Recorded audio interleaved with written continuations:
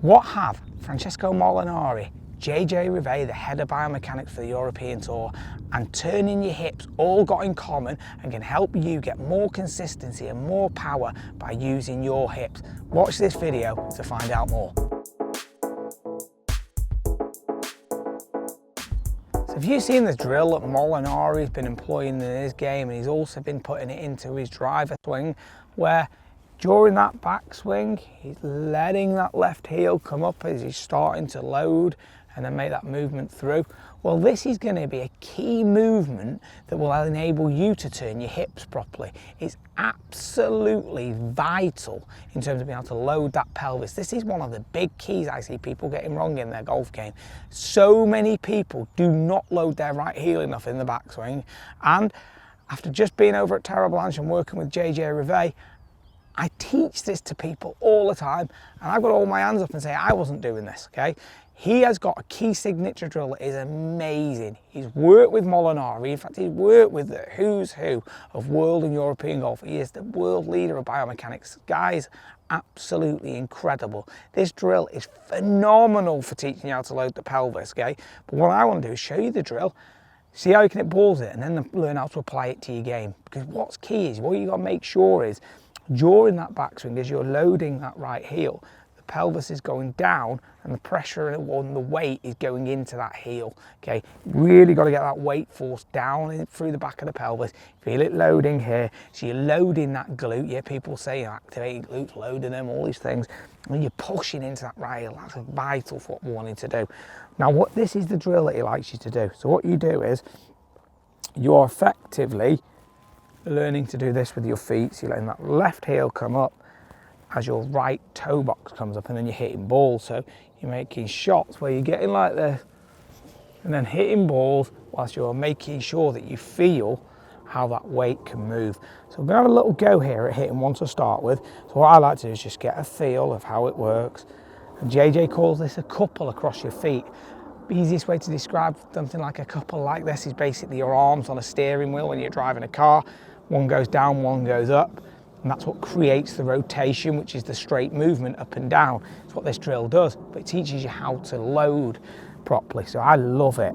Okay, so what we'd get is into rest position, getting a little feel of the loading movement, and just trying a little ball. So I get the feel there, load the front, get into the heel, so we go back. So hitting one there, felt like that weight was moving backwards. I could do that a little bit more. So what I like to do is get players to work at this drill. Hit a couple with the drill to start with, and it's quite hard to get the timing and the striking, but it's not about puring them, it's learning the movement. Okay, so once you've got the feeling of what that movement can be like, you know, like Francesco Molinari is doing, you can then start to learn how you transition, how that left heel can squash down, and you get that weight moving across whilst you're still pushing down in that right heel. This gets you lowering and increasing your weight down in the floor. What we're looking at is, well, from that top of the backswing, how much weight you can change through the floor. So whatever your own personal weight is addressed, you know, if we could get you somewhere near at least half of that weight as getting on top of your body through the floor, you're down in the ground, and then you're going to be able to use that power to rotate through the shot. So let's see if we can apply the feeling of that movement now. So what I'm going to do is I'm going to feel my toes up in my right foot and move into the right heel and sit down. I'm not going to lift the left heel because that's quite hard for me to time, because I just don't really like that. Try it by all means, guys. Find your way. Okay, so I've got those left toes up just a little bit. And now all I'm going to do is get the feeling of loading into that right heel at the top of the backswing.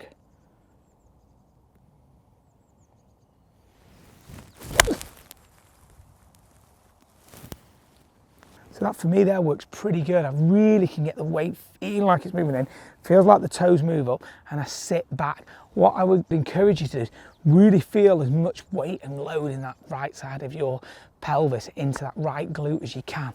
Then you're going to have the opportunity to come down, and it's really going to increase that club head speed. You're going to get the strike. Instantly, you shouldn't see power straight away because you're putting a new movement pattern in. So don't expect to see 20 yards overnight. You're not going to get it.